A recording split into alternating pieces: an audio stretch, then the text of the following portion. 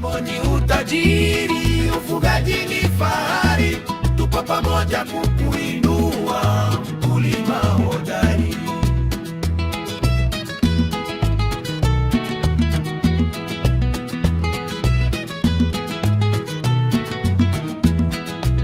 Lima kwa bidii.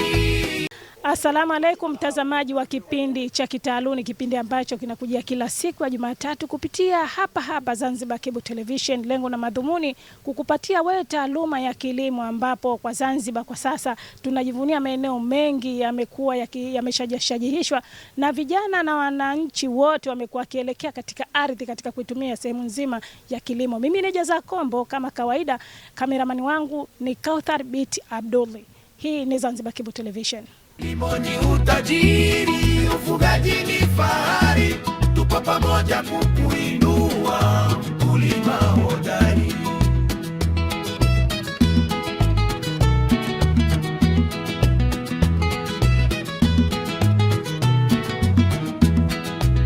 Lima kwa bidii. Na leo hii tutakuwa na mtaalamu msaidizi wa kituo cha kilimo kupitia kampuni ya East West Seed katika maeneo haya 88 au tunasema Kizimbani visiwani Zanzibar. Lengo na madhumuni ni kutaka kujua mengi ambayo anayafanya kupitia utafiti kupitia kilimo. Mambo vipi? Safi kabisa. Habari za majukumu? Alhamdulillah, namshukuru Mungu. Tunaona kwamba 88 imeleta faraja na wananchi wengi wamekuwa kitembelea, lakini kwanza tunataka kujua kitu gani ambacho mnakifanya cha utafiti kabla ya mkulima kufika kwenu. Awali ya yote, kabla ya mkulima kufika kwetu, inakuwa tunafanya trial ama majaribio ya mbegu zetu zote kila muda. Na hata hivyo kuna kitalu maalum ambao ni specific, tunaweza kuatika miche, wakulima wanakuja kujifunza, wanaotaka kuchukua miche kununua, wananunua, wanaenda kupanda. Lakini katika kituo chetu hichi hapa kilichopo Dole ambacho ni cha East West Seed, ni kwamba ni ardhi ambayo ina mnyauko mwingi. Ardhi ambayo ina mnyauko mwingi ambao wenyewe wanaita kitaalamu ni Fusarium wilt.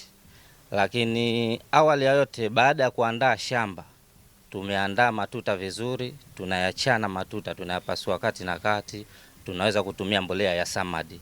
Tunapozungumza mbolea ya samadi ni mbolea ya ng'ombe, kuku, mbuzi na kadhalika. Tuna mchanganyiko wa mbolea hizo, tunaweka kati, tunafukia, tunapiga maji wastani wa siku 3 au zaidi, baadaye tunaleta miche yetu shambani. Baada ya hapo tunaleta miche yetu shambani kwa lengo ya kuipanda. Baada ya kuipanda ni siku 5 mpaka 6 tunaweza kuanzia na mbolea ya DAP ambao wakulima wanatumia zaidi. Jina la hii mbolea wanaita ni mbolea ya mizizi. Lengo ni nini? Lengo ni kuzalisha mizizi na kuipa nguvu mizizi iliyopo ili iweze kuvuta virutubisho na unyevu. Kwa sababu tunachohitaji ni unyevu, sio maji. Kwa sababu maji yakiwa mengi katika miche, hasa ikiwa michanga, inaenda kuoza. Hebu turudi nyuma kwanza. Umesema kwamba mnaweka mbolea samadi, inakuwa mbichi au iko kavu? Mbolea samadi tunatakiwa tuhakikishe kwamba ishawiva, yani ni kavu kabisa. Kwa hiyo mnaiandaa kabla? Ile inakuwa inaandaliwa kama mtu anakuwa anatengeneza shimo, anaihifadhi, anaivumbisha. Wastani wa miezi 2.5 mitatu mbolea yako inakuwa kavu, ambao hapo sasa ndo tunaileta shambani. Lengo kuu ni kwa ajili ya kuitumia kuweza kupanda bidhaa zetu. Miche. Umezungumzia miche kwamba inachukua baada ya siku 3 ndo mnaanza kuweka mbolea, na endapo kama hukuweka mbolea itakuwaje? Mara nyingi sana kuna stage 4 za mbolea ama 5 niweze kusema, kwa sababu mmea ni sawa sawa na mtoto mchanga. Mtoto mchanga baada ya kuzaliwa tu, siku ya kwanza ile na ya pili na ya 3, ndani ya wiki ile pale mwanzoni ni lazima anyonye ziwa la mama, kwa sababu ziwa la mama ndo immunity ya mtoto. Sasa na ile mbolea ya dapo ama otesha ambayo ni mbolea mizizi ndio inaupa nguvu ule mche wetu kuweza kuvuta virutubisho, lishe pamoja na unyevu. Na kwa wakulima sasa wamekuwa wakifuata miongozo, kwa wale ambao tayari wameshafika katika kampuni hii ya East West Seed? Takriban 99% wanafuata miongozo, kwa sababu tunawafafanulia tuanze na DAP, twende na MPK, twende na MOP, twende na Nitrabo. au kani. Tunaenda kwa stage by stage kwa sababu tunawatembelea kila leo, yani kila wiki at least mara moja mkulima tunamtembelea shambani kwake na kuweza kumpa ushauri ambao ulikuwa wenye kuleta manufaa. Ardhi imekuwa na matabaka tofauti, kuna ardhi kichanga, kuna ardhi udongo, kuna ardhi tifutifu. Tunazingatia vipi swala zima la uwekaji wa hizi mbolea za asili? Ardhi ipo kichanga, ipo tifutifu kama ulivyosema na kadhalika. Cha kuzingatia tunakuja kuicheki au unavyotakiwa ni kuijua pH ya udongo wako unasemaje. Kwa sababu pH ambayo inatakiwa kupanda masuala ya horticulture hizi mboga mboga ni wastani wa 5.5 mpaka 6.5 za pH ya udongo. Ina maana kama utamwita mtaalamu anakuja kucheki udongo wako katika ardhi, ina maana akiiona pH yako iko chini sana au iko juu sana, ni lazima uishushe pH. Na pH ukiweza kutusema mimi natumia samadi ya kuku tu, ni kwamba tayari inazidi kupanda. Tutakushauri kama tumia samadi ya ng'ombe au mbuzi na kadhalika. Lakini pH ikiwa iko chini sana kwa mazao ya horticulture kidogo inaweza kuleta shida. Ikiwa ni 3.5 kidogo, hiyo ni ndogo sana. Ina maana kunataka nini sasa? Kunataka juhudi ya kuweza kutumia mbolea zetu za samadi ili kuiweza kuirudisha katika mfumo ile ardhi yetu ambayo tunayotaka kuitumia. Kitu gani ambacho kinaweza kusababisha endapo umeweka mche wako na usiweze kuja kama malengo ya East West Seed? Bado sielewi. Kitu gani ambacho labda mkulima tayari ameshaotesha mbegu lakini mbegu ile haikuweza kuja vizuri katika lile eneo ambacho itasababisha kwamba mbegu hii itasinyaa? Mara nyingi sana kwanza ni upungufu wa maji. Mkulima anapotakiwa kulima awe na maji ya uhakika. Mmea ukiwa mchanga sana na hata ukiwa mkubwa unahitaji maji kwa wastani ambao unahitajika.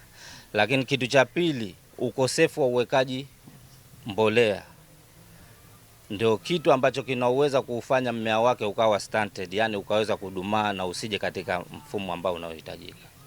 Na hata kwenye uzazi pia unaweza kuleta uzazi mdogo kulinganisha na yule ambaye ataweza kufanya vizuri zaidi.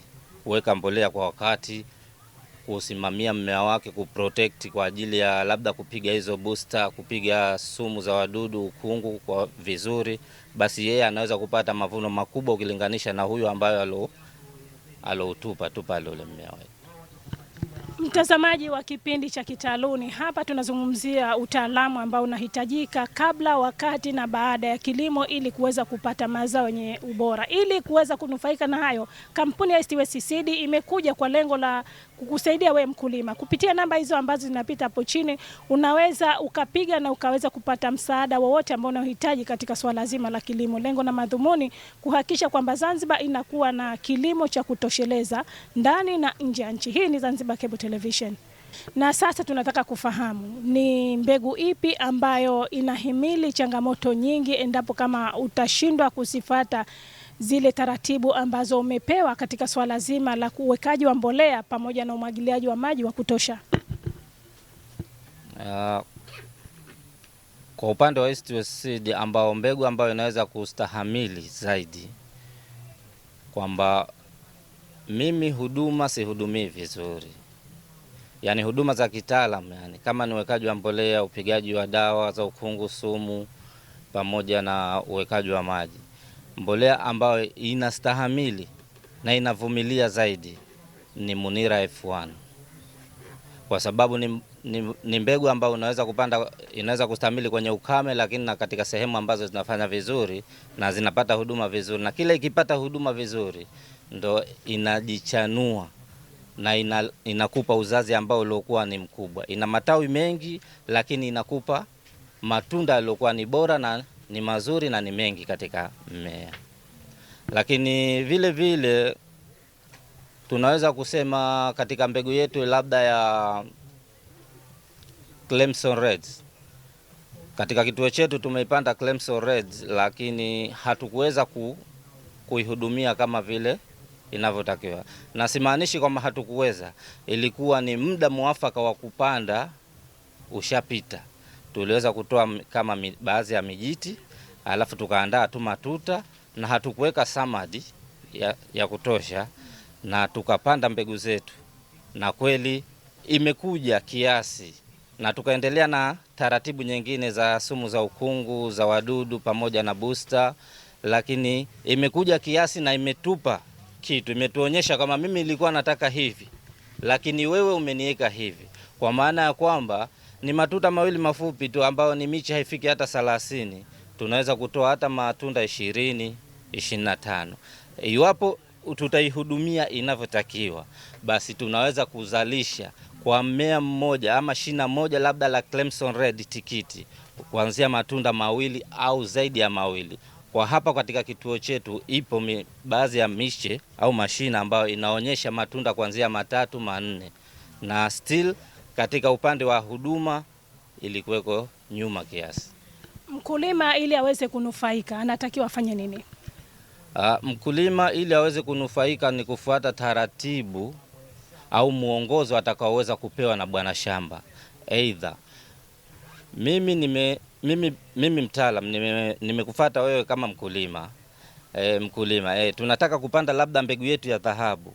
Mbegu yetu ya dhahabu hii unatakiwa uiatike, lakini once tu unapoanza kuiatika leo, umemaliza leo ama kesho, unatakiwa uandae shamba, kwa sababu mche utakapochipua hauwezi kusubiri shamba, lakini shamba inasubiri mche. Ina maana unapoiandaa shamba yako, kuiandaa matuta, kuifunga drips, lakini pia unaweza kuiweka mbolea yako ya samadi.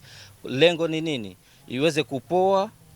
Mbolea yako ya samadi unaimwagilia maji kwa lengo la kuweza kupoa, lakini pia inaweza inaweka ule mfumo mzuri wa ule udongo wako, unapokuja kuweka mche wako uweze kuspidi kuweza kukua kwa haraka. Na sasa tunaelekea shambani kwenda kujionea mengi ambayo mtaalamu msaidizi huyu ametufahamisha, kwa sababu ili uweze kunufaika unatakiwa ufate taratibu zote, na raha kampuni ya East West Seed kila siku imekuwa ikisema kwamba iko tayari kufanya kazi na mkulima mwanzo hadi mwisho, lakini endapo utafata miongozo yao na kuchukua mbegu kutoka kwao. Hebu tukajionee shambani wakoje katika maeneo haya. Kilimo ni utajiri, ufugaji ni fahari, tupo pamoja kukuinua, mkulima hodari.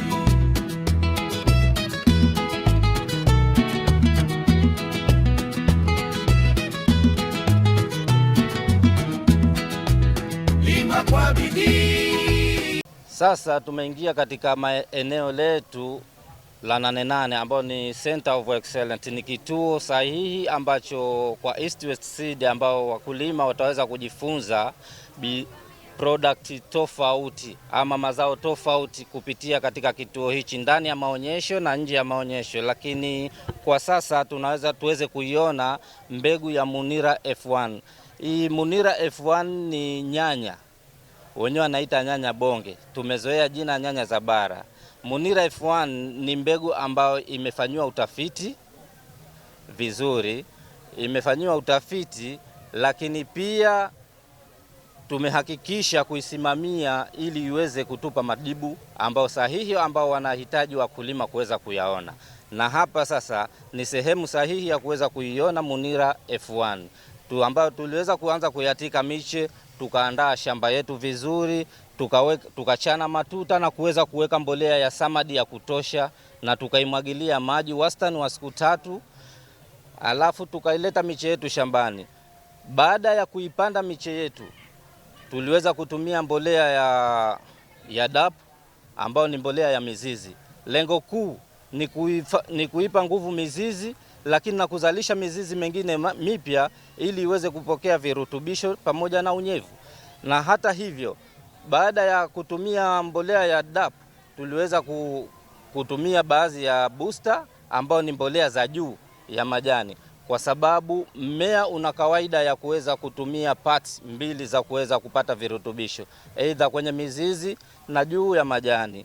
Lakini hata hivyo tuliweza kutumia mbolea ya NPK, ambao mbolea ya NPK ni mbolea ya kukuzia ambayo ina viambato, ina elementi 3: nitrogen, phosphorus pamoja na potassium. Ni mbolea ambayo inaupa nguvu mmea katika ukuaji, lakini inaongeza nguvu ya uzazi katika mmea. Tumeweza kutumia mbolea hiyo pamoja na mbolea ya MOP, lakini hata hivyo tukaweza kutumia mbolea ya kunenepeshea either nitrabo au CAN, na stage ya mmea ikaweza kuonekana katika mfumo huu, na uzazi kweli majibu yameweza kutupa.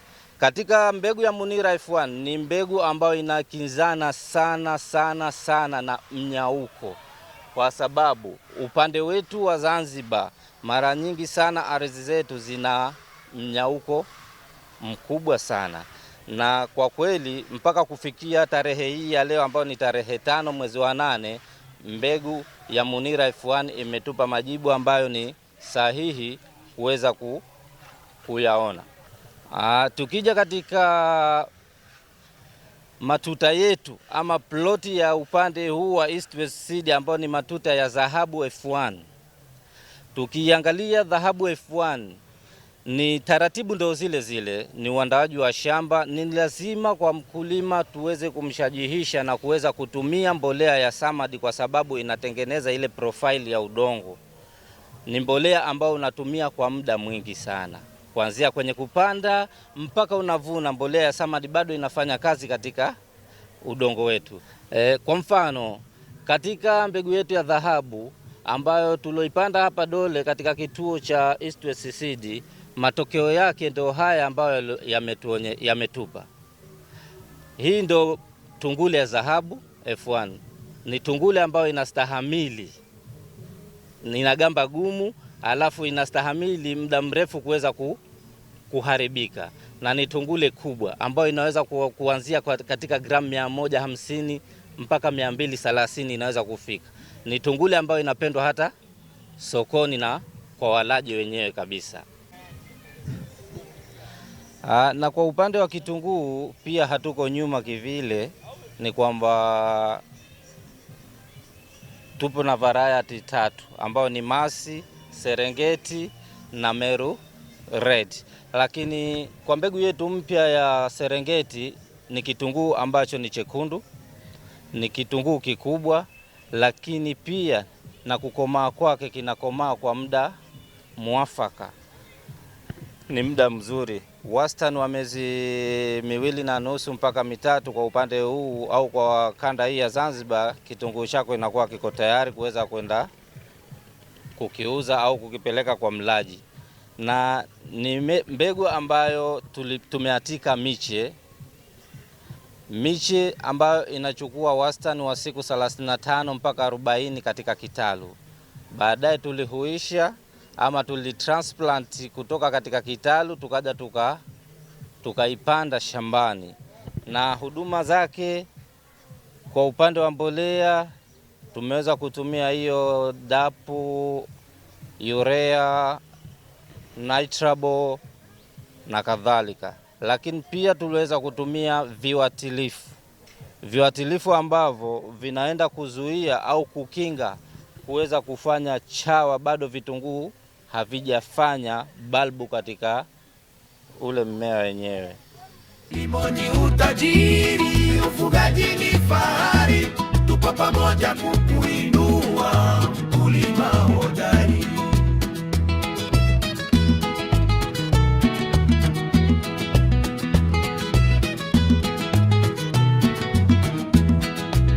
Lima kwa bidii. Na kwa upande wa hoho ambayo tuna variety 2 ambayo ni Menkong pamoja na Kaveri F1. Ni mbegu ambazo zinafanya vizuri na ni mbegu ambazo zimefanywa utafiti wa kutosha, ambazo zinaweza kukupa tija kwa mkulima, ambazo zinaweza kukupa faida kwa mkulima hata kwa mlaji pia. Ni mbegu ambazo zina tunda kubwa. Kwa mfano tunda zetu hizi ni tunda za Menkong, lakini vile tukiangalia na upande wa Kaveri nao ina matunda makubwa, na uzazi mkubwa. Ni mbegu ambayo inakinzana zaidi na mnyauko, lakini vile vile tunajaribu kuweza kuweka taratibu kwa mkulima, kuweza kumpa mafunzo ambayo anaweza kuepukana na bakteria wilt. Lakini hata hivyo, iwapo kama unafuata taratibu za kitaalamu ilivyo shambani, basi ni lazima mbegu ya Mekong iweze kukupa faida na uzazi mkubwa. Kwa ushauri kwa wakulima wenzangu, kwa wataalamu wenzangu, ninashauri zaidi mbegu ya hoho ni mbegu ambayo inapendwa sana na utitiri. Kwa hiyo tuweze kutumia viuatilifu vya utitiri zaidi ili kuweza kuupa maisha marefu, lifespan ya mmea, ambao utitiri ukiweza kukushambulia na kila kitu katika mfumo mzima wa uzazi inaenda kukata. Na tumejifunza mengi kuhusiana na raha au urahisi wa kupata elimu na kuitumia katika ardhi ili uweze kuingiza kilimo chenye tija. Ardhi ya Zanzibar inakubalika kilimo endapo utafuata miongozo na taratibu unazopewa na wataalamu wa kilimo katika kuhakikisha kinakuletea tija, hasa pale ambapo umeamua kuingia katika sekta hii ya kilimo. Tukumbuke kwamba sekta ya kilimo ni miongoni mwa sekta ambazo ni eneo la ajira na unaweza kujiajiri kupitia rasilimali ya ardhi. Mimi ni Jasa Kombo, mpiga picha wangu ni Kauthar Binti Abdul. Hii ni Zanzibar Cable Television. Mwisho wa kipindi hichi ni matayarisho ya kipindi chingine kupitia hapa Zanzibar Cable TV. Bye bye. Kilimo ni utajiri, ufugaji ni fahari, tupo pamoja kukuinua, mkulima hodari.